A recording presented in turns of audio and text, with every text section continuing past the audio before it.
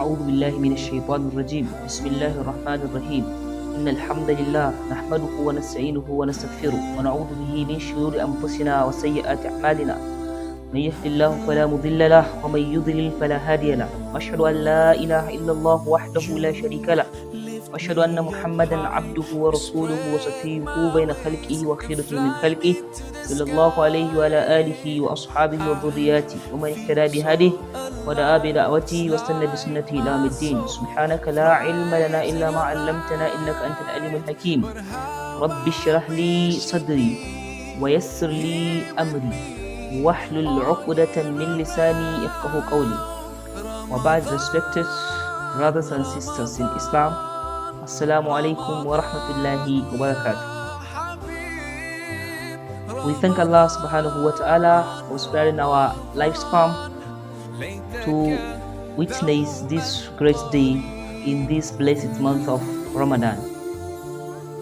In our previous episode of the program, we gave an insight about the topic Ramadan, the month of blessings. Indeed, Ramadan is the month of blessings, in which we mention that Allah subhanahu wa ta'ala has prescribed fasting upon the whole believers, as he said in Surah Al-Baqarah, Ya ayyuhalladhina amanu kutiba alaykumus siyam kama kutiba alal ladhina min qablikum la'allakum tattaqun. And it is also reported by Bukhari and Muslim. The hadith is there in this book, which is a well-known book of Imam An-Nawawi called Arba'un An-Nawawi. I think it is hadith number 5, something like this, in which the Prophet says Islam was built on 5 pillars. The first of all, that is the word of acknowledgement, kalimat shahada, after which you perform prayer, you give zakah, then you perform fasting, then hajj. So fasting is among the 5 pillars of Islam. It is obligatory upon each and every believer, especially the matured believers.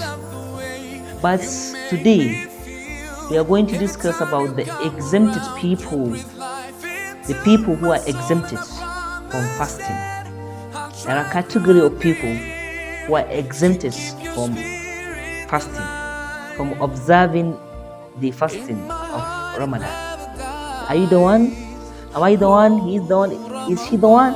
Let us quickly go and see the exempted people from fasting. As we know already that it is obligatory, but there are exempted people. This exemption is of 2 types. We should bring this to our notice board, that the exemption is of 2 types. There is temporary exemption. There are people who are temporarily exempted from fasting, and also there is permanent exemption. Permanent exemption. So we shall know the kind of people who are permanently or temporarily exempted from fasting in the following category of people. But let me put this question.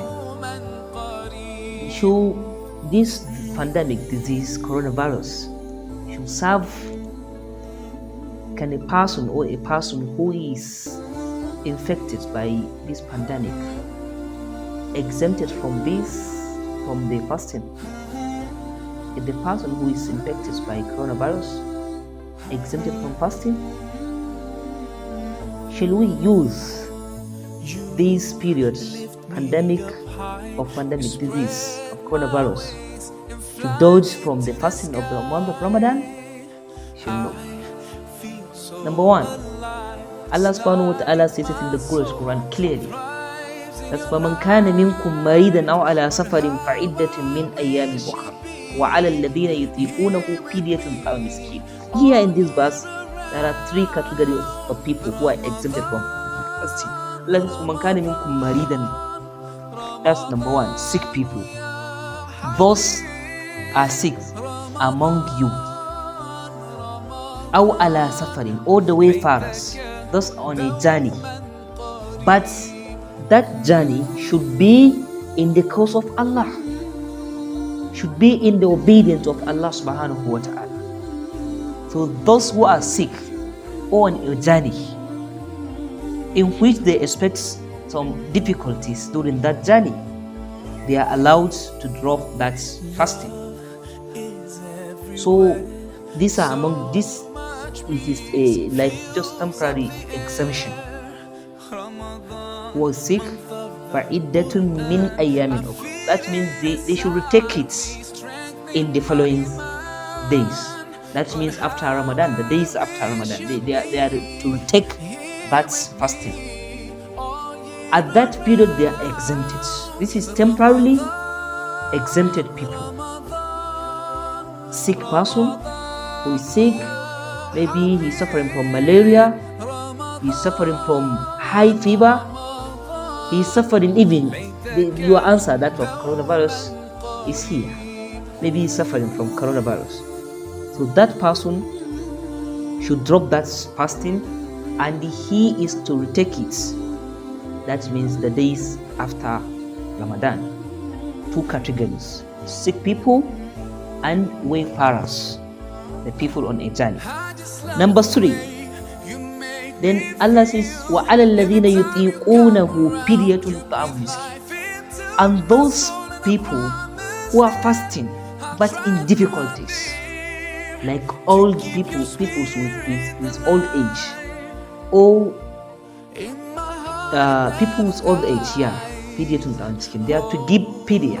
That means they are to feed the poor people. When they give that sadaqah, is equivalent to their fasting. No need of retaking, because whenever they fast, they will find themselves in difficulties, in hardship. So those who are in that means people on the age, or those people who are having a chronic disease like ulcer, those people who are suffering from ulcer, who can't manage to be in hunger, like just in an hour or some hours, they can't manage it. So these people also, they are to give sadaqah, they are to give a charity, fidya, they are to feed needies. When they give that food, is equivalent to their fasting.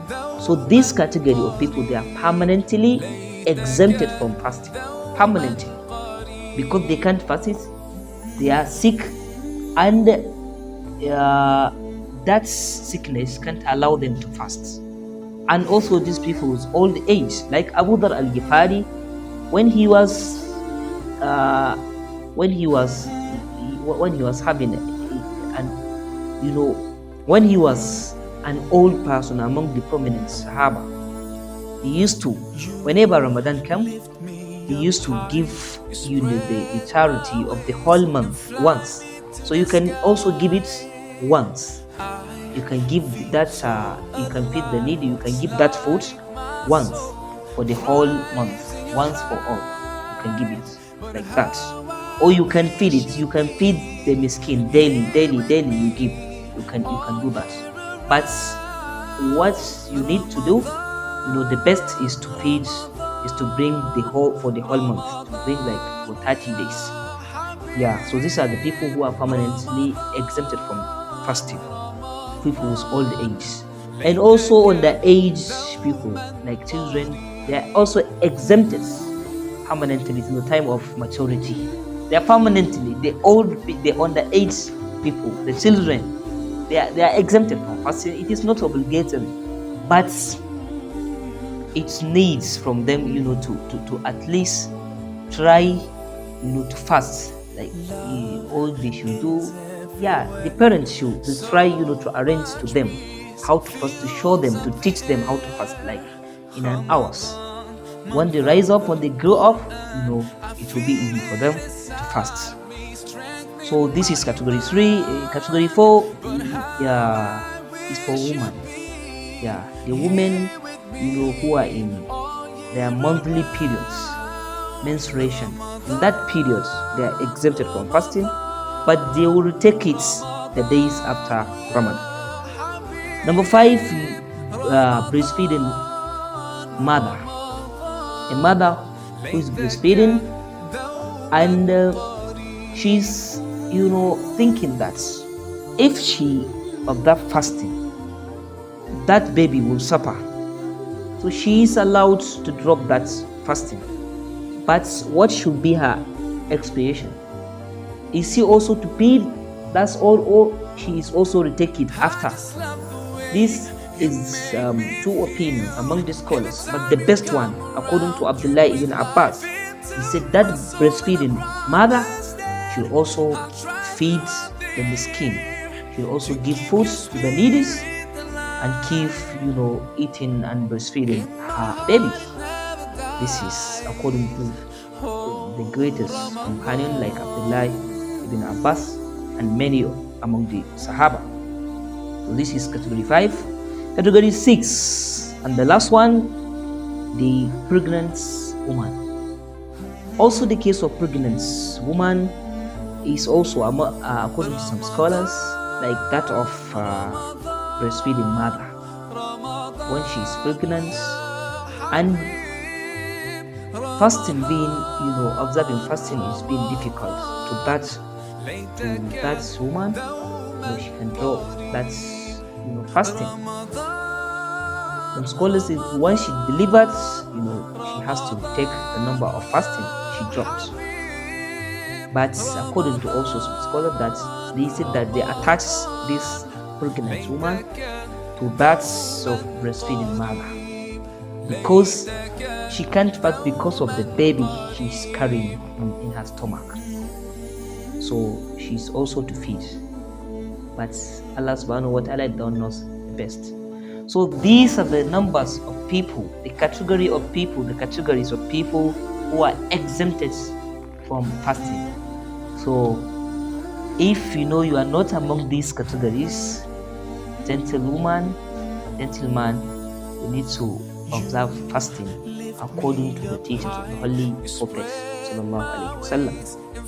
And this is where we draw the curtain of the program, of today's episode of the program.